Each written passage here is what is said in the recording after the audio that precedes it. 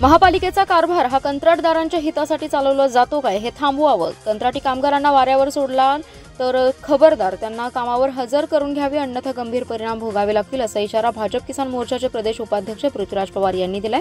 कंत्राटी कर्मचाऱ्यांना कामावरून कमी केल्याने पृथ्वीराज पवार यांच्या नेतृत्वाखाली गांधीगिरी मार्गाने आंदोलन करण्यात आलं। यावेळी ते बोलत होते।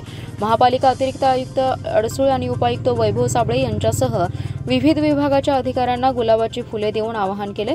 गांधीगिरी पद्धतीने बदल झाला नाही तर शहीद भगतसिंगांच्या पद्धतीने आंदोलन करावं लागेल, असा इशारा देखील पृथ्वीराज पवार यांनी दिलाय। ते म्हणाले, ठेकेदारांनी तरुण बेरोजगारांच्या आयुष्याशी खेळ सुरू केलाय।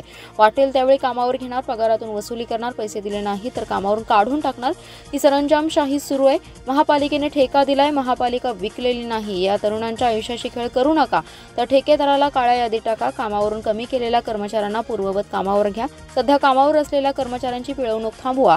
पूर्वी पगारातून 5,000 रुपये कपात केली जात होती, ती आता 9,000वर पोहोचली। प्रशासनाने याबाबत 2 दिवसात निर्णय घ्यावा, अन्यथा सर्व कामगार, त्यांचे कुटुंबीय आणि नागरिकांना घेऊन महापालिकेसमोर बेमुदत उपोषण सुरू करू, असा इशारा पृथ्वीराज पवार यांनी दिलाय।